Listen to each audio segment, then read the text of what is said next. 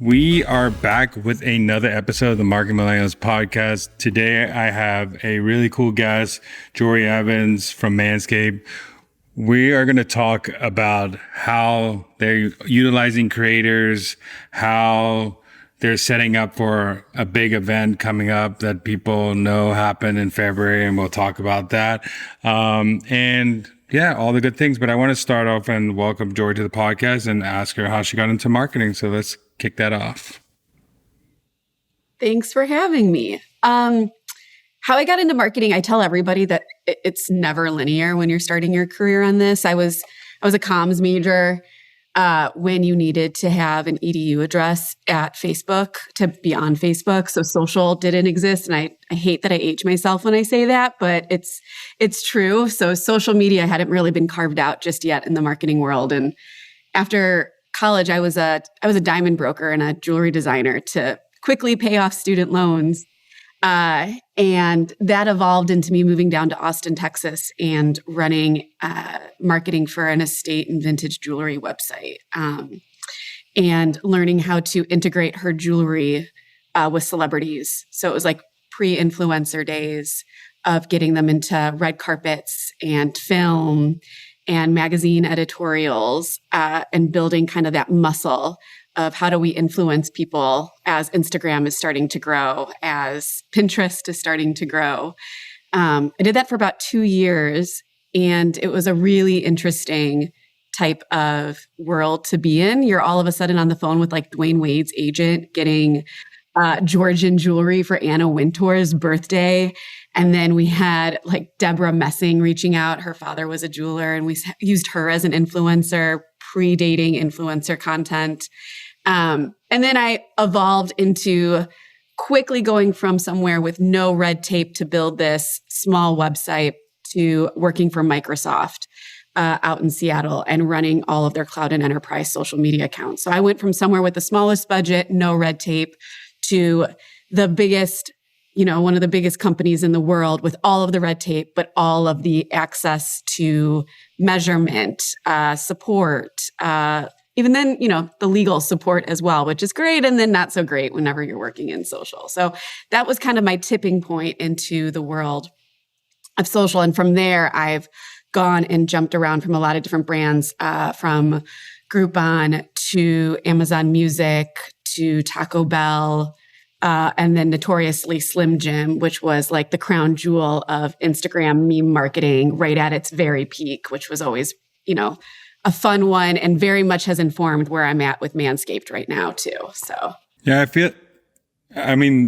both are really fun brands too. Like Slim Jim, very fun brand to work with. MANSCAPED, really I feel like there's always guardrails, but more freedom to have fun than a Microsoft or an Amazon Music type brand. I want to go into, so you started your career having to place with all these celebrities, and celebrities used to be like the influencers before people started blowing up on social media. But I want to know, like, what is the process now to finding those per se up and coming creators that are worth it, not overpriced, before they blow up on all these platforms? So what is your process to find those type of creators? Yeah, it's evolved, I want to say, almost every 6 months now, because I think we are all so very internet savvy now. Consumers are very internet savvy as to when they're being sold to, because it's such overconsumption. So having smart marketing where people can associate yourself to your brand in a way that feels authentic is kind of what we're trying to break through. I would say picking creators that feel authentic to the voice that you have portrayed within your brand and your humor, and sticking to that is probably your best North Star. For instance, and to go back to Slim Jim, it was during COVID that we found Mark Ribier, who is now known as like, oh my gosh, what's his name now? I can't remember what he refers to himself. It's like Beats Daddy or something like that. But Mark was basically doing live streams in his living room in his boxers. And we reached out, and we were one of the first brands to work with Mark. And we found him as somebody that would be big on Twitch, would associate with our audience. And one of the things that I learned very early on was giving them as much free reign as possible. And because Mark was an improviser, we had to build this contract around improvising. And one of the things about Mark was basically, you can do whatever you want, short of you cannot be charged for a felony. If you are charged for a felony, that totally voids our contract with you. And it was one of the craziest contracts, but the end result was getting such organic content with Mark. And then, a year later, he's like headlining Bonnaroo. He just completely blows up. And from learning in that negotiation and seeing the content and the result of it is what really taught me moving forward of how I wanted to work with influencers and creators. When I arrived at MANSCAPED, we are very well known for affiliate marketing and finding a lot of our paid ads that come through to you. We also are known for podcast commercials. One of the things that we were missing is this kind of organic piece showing how much people love our brand and especially the humor. And what I built out early on when I started here was something called the Makers Network, was something I pitched to our C-suite. And really what it was how do we get more authentic creators that want to make content for us, but in a way that gives them a lot of creative free reign.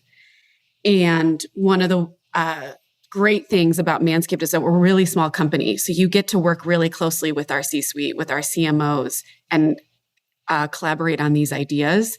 And they're always very supportive. And I had a really great response from the team. And they said, here's a little bit of budget, which I think anyone who works in organic social knows, hearing that you're getting budget, you're going, oh my God, like, what do I do with a budget? I can work with a rubber band and a paper clip.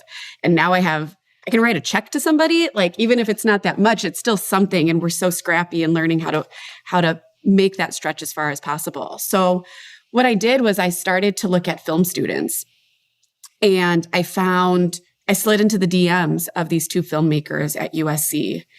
And we were starting this campaign about face pics. And the insight was, how do we get men to send face pics more often and less dick pics?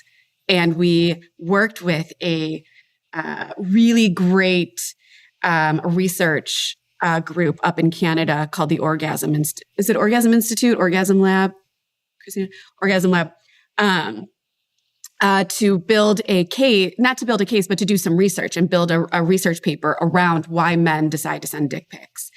And what was really exciting about this campaign was for us to kind of reposition ourselves as a brand from bald trimming brand to a man care, your like everywhere brand. That we have shampoo, that we have beard trimmers, that we have nail clippers, we have cologne, we have boxers, we have all these different things. We're not just a brand about balls. And we tapped into these creators while also working with a creative agency. And we gave a very short brief. The brief really was the insight from the research. And the other part of this brief was, it's just going to live on organic social. So no red tape. We're not looking to clear this for network television. We're not looking to hit a certain time frame. We're not looking to hit certain product beats. What would you do with this? And we put it into their hands, and they flipped around a piece of content. They shot it in a day and a half, and they flipped around a piece of content that's now our most viral piece of content we've ever had as a company. Yeah, I remember the faking taking a picture of down low, and it's just like it's showing the guy's face at the end, and you just thinking oh, is he? But it's also good because I've been a Manscaped customer for a long time, and I was scared to be a Manscaped customer, but just telling people, because people, and I use it on my face, but I assumed if people think I have a Manscaped razor, they're gonna think something else of me. So I was kind of low key, I have a Manscaped razor. But then now it's more normalized. But I think brands, that's one thing of changing the narrative of, hey, it's not all about grooming everywhere. It's about, people also are trying to do face pic, have a good clean face, which I think is a cool way of doing that. And yeah, I think I just want to go into detail because I know you also have a big campaign coming up. Like, what is a process? Like, what does it look like for people who want to create? You didn't know this was going to go viral, but it did go viral. But like, what does it look like? The inputs to create that output. Like, what is it like? From I came up with it, like this idea came about. I had this was then the brief was created, and there's like, what does that look like end to end? It's, for us, it was such a different process. If you were to compare this to, working with a typical agency relationship, and I don't want to discount working with a really great agency. We worked with a really great creative agency to come up with this campaign and come up with this idea about to send face pics instead. But when you work on the social end of it, you aren't as close to those agency creative relationships. You have to figure out how you support on organic. And I think you look at it as the lack of budget is almost a plus than it is a disservice to you. And you have to figure out a way that you work around it. One of the things that we worked around this was we didn't want influencer marketing. Everybody knows what influencer marketing looks like now. No one believes it. And when you work with these creators, one of the pluses is that we are not looking for these makers as influence or influencers. We're not looking for their channel following. We're not looking for how many followers they have. We are looking for really strong creative points of view. And especially with younger creators that want to get their foot in the door and that are really hungry for it. I also want to just add that we compensate these creators too, these makers. So this isn't like you get some time on our channels and that's all that there is. There's compensation involved for them. And then there's bonuses involved whenever it performs well. It's not a perfect science yet. We really struck gold. Like I want to say that like with Zach and Ryan, these two students who have now graduated are really like just incredible guys as well. They really dialed in on what the brand was. But I think what was beneficial was a couple things. Was unlike working with an agency, you're going through what does casting look like? What does the clothes look like? What does the set look like? And you have 15 to 20 different people in a room making all these decisions and signing it off. We kept this to about, I want to say 5 people in the room to make these decisions. And for the most part, most of the decision making was left up to Zach and Ryan and to their discretion to keep it, to keep their vision kind of holistic throughout the whole thing. And so I really learned in this that the less cooks in the kitchen, the better. And that's how we came out with something so great and so quickly. And I think another component of this was I was really lucky to have the support of internal being okay with that process and really respecting the fact that the reason it was so good was because we were so hands off. Another thing that was really great was that our CMO, Marcelo, saw the content for what it was and said, I think this needs to go further than organic social. Like, why don't we put it where do we put it? We put it on Netflix during WWE Raw one night. And then all of a sudden it just took off on X organically. All of a sudden it's 100,000 organic views. Then it's 1 million. Then it's 2 million. And I think we cracked 100 million in under 4 months on organic views of this piece of content. And so what's beautiful about this was that because we struck such gold early on, it's only enforced this program. And I've only gotten a little bit more, incremental support to keep searching for these types of people. And then what's also great for Zach and Ryan is this builds into their portfolio. And now I know that they're highly sought after filmmakers for these spots. And they're, I think, 22. So something that we've also started to think about and are building is working specifically with different film schools and trying to build maybe a feeder program where it's school credit mixed in with compensation for this. It's a way for them to build their portfolio and get their foot in the door. And we know, a lot of us, I think, know how hard it is for young creatives to get their foot in the door right now, especially with AI, that this is a way to try and instill the motivation that there is still a place for young creatives in this industry. What people also don't realize when they think of like organic social is they don't realize that it goes beyond your channels are one thing, but getting shares beyond other channels are something else that you could work towards. And when people like having a social strategy, they're thinking, how could I promote this on my channel? But like promoting it on other platforms, give it the ability to be shared by other creators, by other people. And that's actually something you want. I think that's a really interesting thing learning from that. And I also think the importance of having social in the room to like know, like getting the right shots, because if social's not in the room of making these things, they're not getting the right shots for the right platforms, making sure that, hey, do we have a shot for Instagram? Do we have a shot for YouTube? Do we have a shot for TikTok? Because all these platforms behave differently. And if social's not in the room, you're not going to get that prime content to be able to work on all platforms.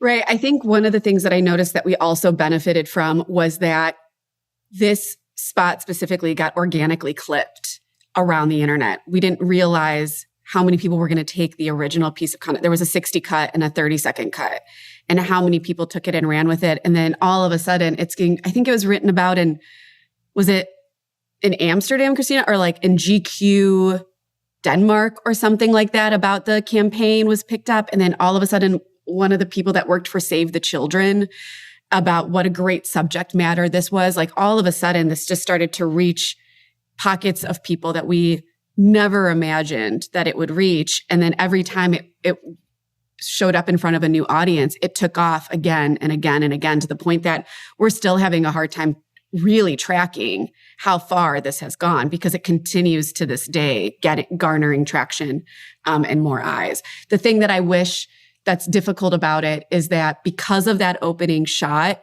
with him opening his, like he's about to take the picture, is that it took us away from being able to get a lot of clearance for network television. Because of our subject matter and what our products do, we do run into that with network TV. Disney's not going to be like, yeah, let's throw that on before, an episode of Hannah Montana. But, it was a good learning experience that I think next time around with these creators, I would say, there's always a potential that we could end up putting this in more places. Let's make a version that's a little bit more mindful of network television, which then kind of brings me into what we're going through working for Super Bowl. Super Bowl has been another thing that we have done a big learning curve on. How do you promote this brand, again, for network television clearance on the biggest stage possible? And that's kind of what we've been going through the past 3 months or so as we've been working on the creative and the Super Bowl campaign. Well, so let's go into that. I mean, that portion of what is it like with being in such a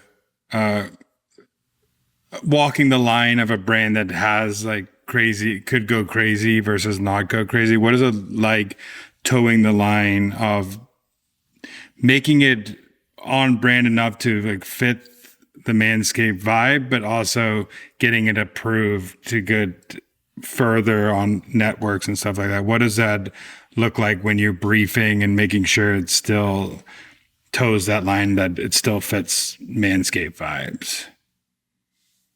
I think it's a really difficult problem to solve. And I think when we briefed everyone to pitch, we had a very extensive pitching process. There were a lot of places that threw their hats in the ring. I also do want to add that those creators who did the Post Pics Clarity content, we included them in the pitching process for Super Bowl. So they were also these creators that we find and work with, we do want to elevate them continuously and have a longer term working relationship with them. And they were part of that process. I think what was really interesting about this was telling all these people, look, we need this to be cleared for network television up front. And also for us to know going into it of, okay, this isn't going to feel like our normal equation of content that we would typically make. It's going to feel a little uncomfortable for us too, because we know we're working alongside some significant guardrails that we don't typically work against. So there were a lot of different iterations of storytelling that didn't center around balls. And it was very weird for us to go, well, is it is it funny for our audience if it's not balls? Because we've created such like a cul-de-sac of a following. Cul-de-sac pun like not intended, but I feel like it's always inadvertently there. And it was really it was a really uncomfortable process, I think, for us at first, and in a good way, in a good learning curve way, because that's where the brand is going. So I think it was a really good exercise for all of us to kind of start settling in and comfortable of all these different points of views and storytelling ways of, we're everywhere now. We dominate the bathroom. We're not just about a ball trimming company. So we had to shift a little bit in that comfort. But then what we always came back to was Manscaped's known for this notorious humor. And that was always our baseline and our North Star, is that Manscaped humor. And as long as we could ground our scripts in that and that point of view, we felt like we were still on the right trajectory and not alienating any audiences, but also being able to bring in new audiences. Yeah, I like that. I think going on like values versus just one messaging point is of like balls, for example. I think if the values stay the same on a social campaign, that we're always going to be humorous. We're known to being funny. We're known to getting the message out in a fun way. We've done these viral campaigns. And we're trying to go further than just saying we do this one thing, because we want people to know that people can also get a face razor or a body razor or whatever they're trying to get. And like you said, dominating the bathroom is a great line, where it takes away from one area to like the whole situation in a bathroom. I think that's a good way of like guardrailing it enough to say, let's keep it at least PG, but also be funny at the same time. One of the ways that we figured out of wanting to kind of balance the scales a little bit was that we still have organic social to play around with. We still need to be able to promote that Manscaped is in the Super Bowl. We have a very specific time slot. We are right before the coin toss, which is so great to be able to tell people exactly when your spot will play. That's very rare. In a way that you can say, like, appointment television, this is when your spot's going to air. And we thought that it was still interesting that you can't say balls on network television. So for organic social, what we did was we've built this strategy of content that's coming out right now of what it's like to build a Super Bowl commercial at Manscaped when you cannot say balls, when you cannot refer to balls, when you cannot show anything like that. And so it's kind of a la The Office of very lo-fi content, to the point that like we even got our legal team being like, did we write this memo to you? Like, and it's all fake, it's all meme stuff, but it's bringing everybody along for the ride. And it's engaging that audience that still loves that content, but getting them excited for the fact and kind of setting up the expectation of like, this will not be a ball commercial, but it is going to be the Manscaped humor that you know and love. I actually want to go into, because there's a lot of social conversation out there about, should my brand do memes or not, or create memeable content or not? And you've been at Slim Jim, which is a very memeable brand. You're creating a memeable content, and that's obviously how a lot of things get spread. I always tell people, if you look at your DMs from friends, 80% of it is probably memes, or sending memes back and forth. And so if you're not creating memes as a brand, even you can get into the licensing problems and all that stuff. But I want to go into how you think about creating memeable content and what is that process like?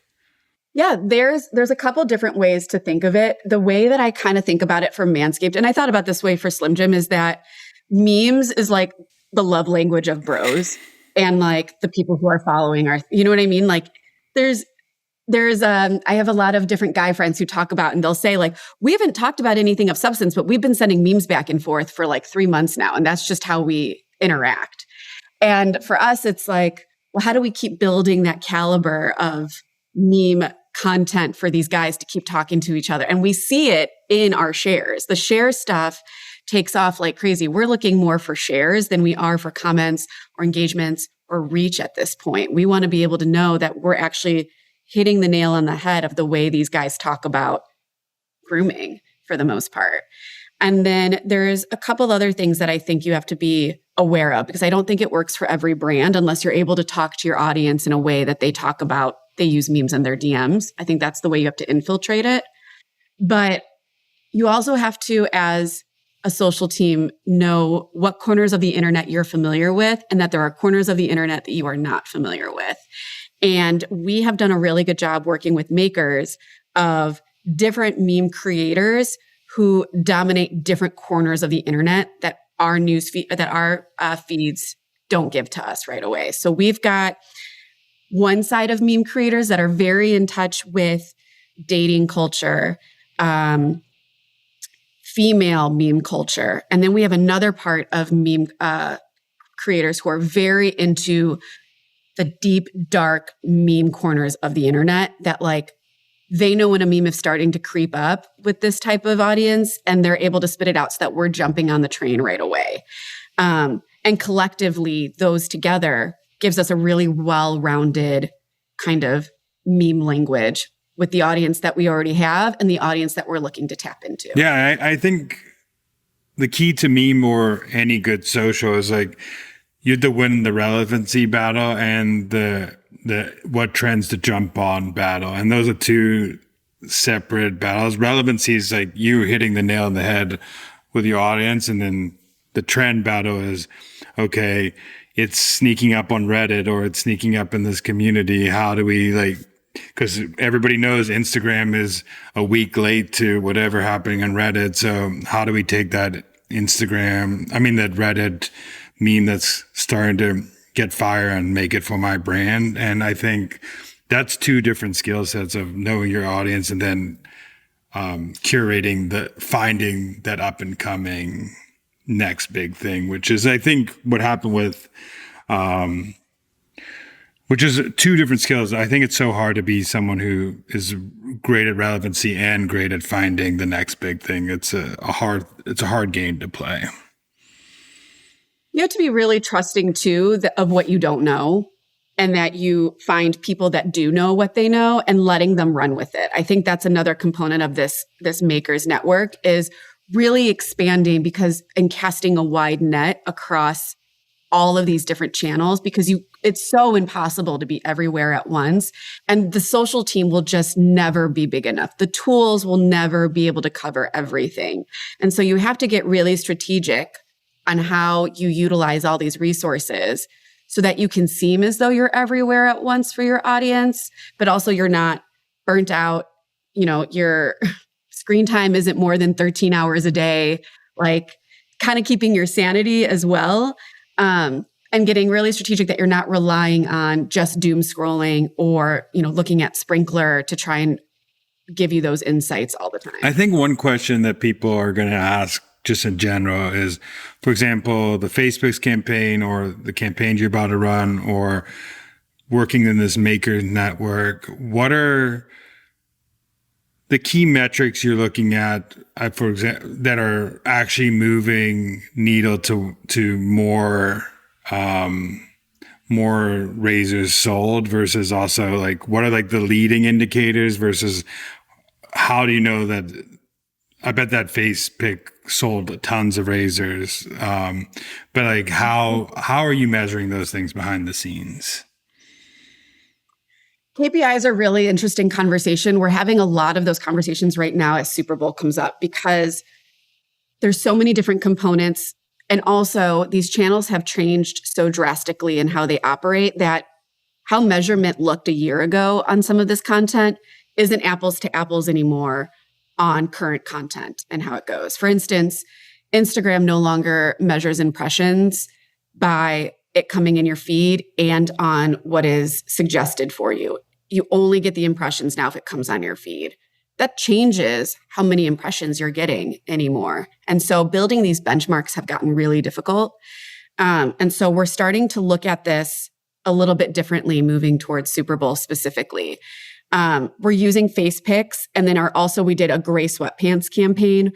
They're very similar in the sense of like there was an influencer component, there was an online component, video component. There was a teaser component. There's meme components. And so the puzzle pieces are all there for us to kind of get some type of benchmark.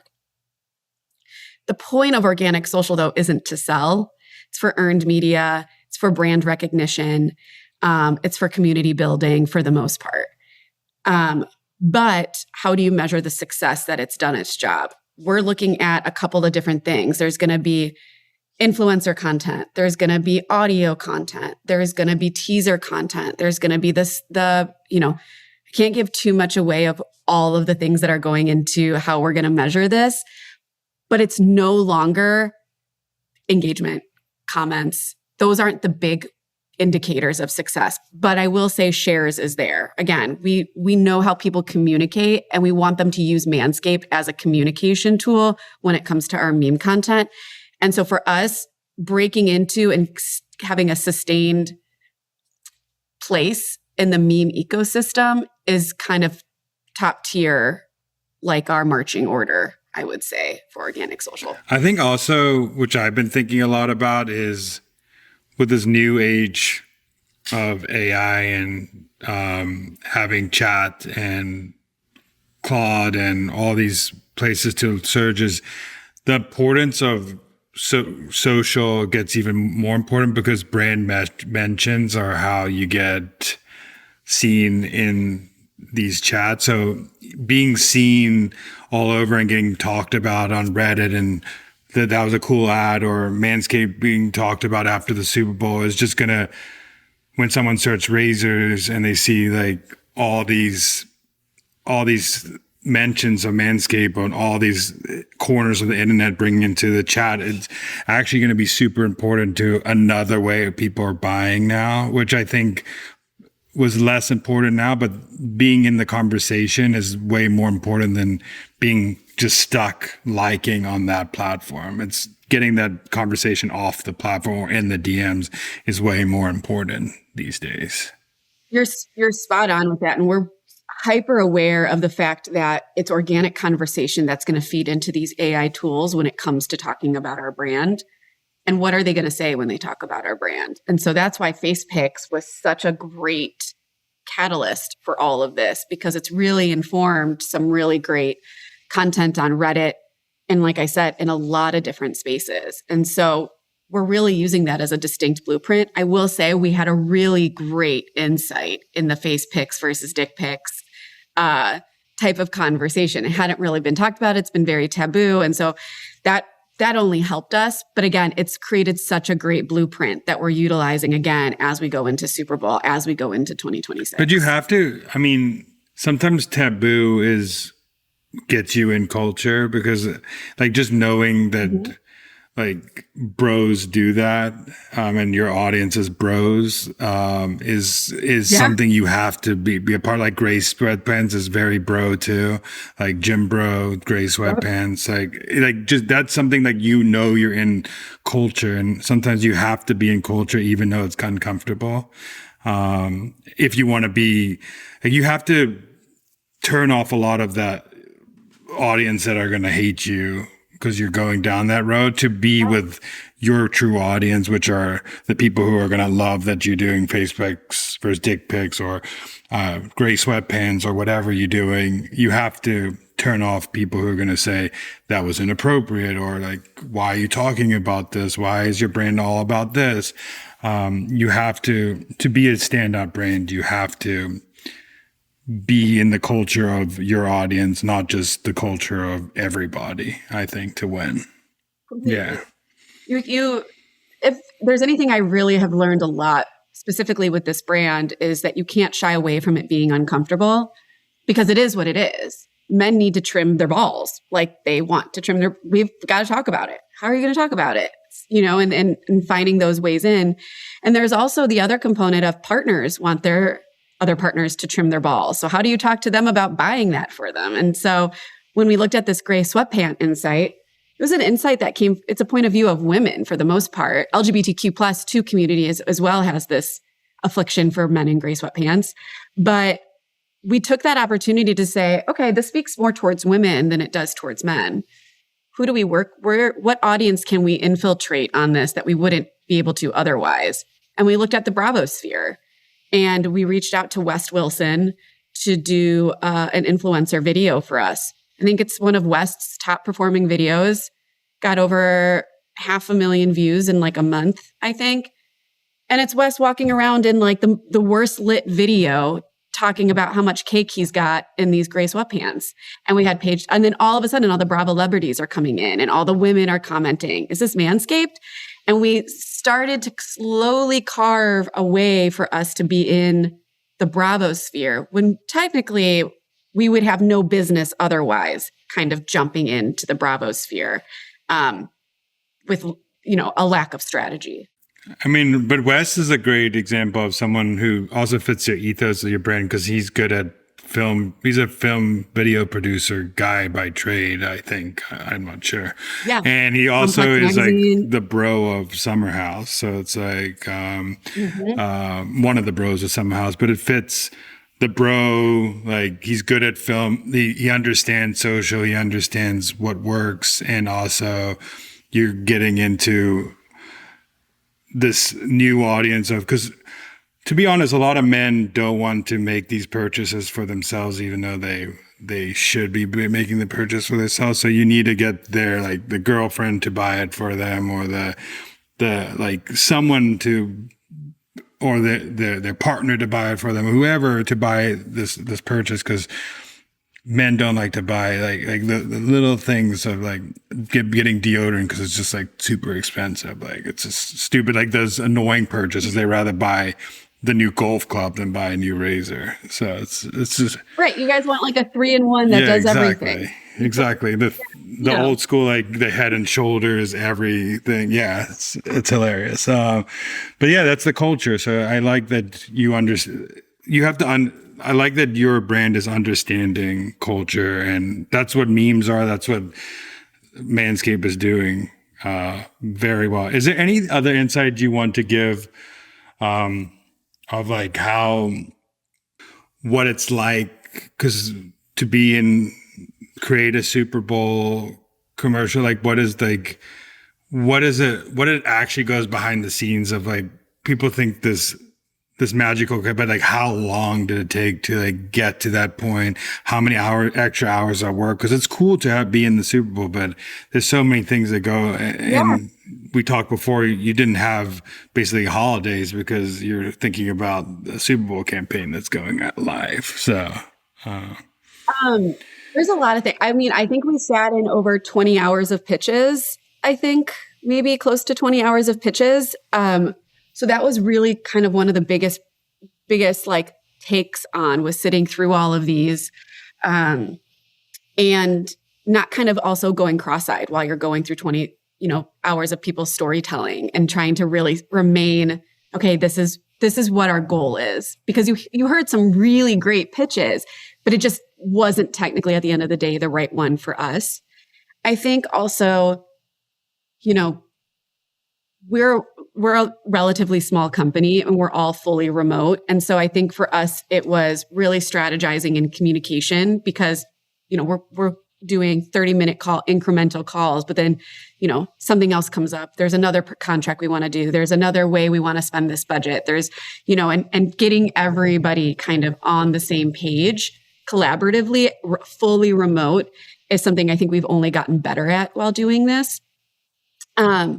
And I think there's like, when you're working on Super Bowl, it feels like it's a lot of work and it's a huge lift. But at the end of the day, it's some of the best experience that you'll have. That's such a great thing to have on your resume at the end of the day. I built a campaign for the biggest stage of marketing ever. And you'll take that into everything else that you'll do after. And everything else will feel way less stressful than when you were working on the Super Bowl spot. But it's also really exciting because I think you're also you're able to dream big. Like for instance, this is about man care, you're everywhere. And this is kind of one of the first iterations of that. Face Pics was kind of a little bit of an intro to that, but this is like our big brand platform where we're not one product focused. This isn't a product launch for us. So this feels a little bit more creatively exciting that it's not focused on one product feature and, how does it outrank better than our competitor. This is solely a story about Manscaped.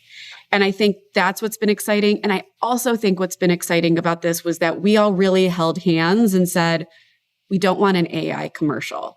We don't want an AI infiltrated commercial. We want this to have as many creatives involved in this and part of building this, and that it is not an AI heavy spot, because that was a lot of pitches too. I mean, we had pitches of everything you could possibly imagine. And I really appreciate the point of view that we all had, was that we didn't want to go into a Super Bowl that could potentially be the Super Bowl of AI commercials.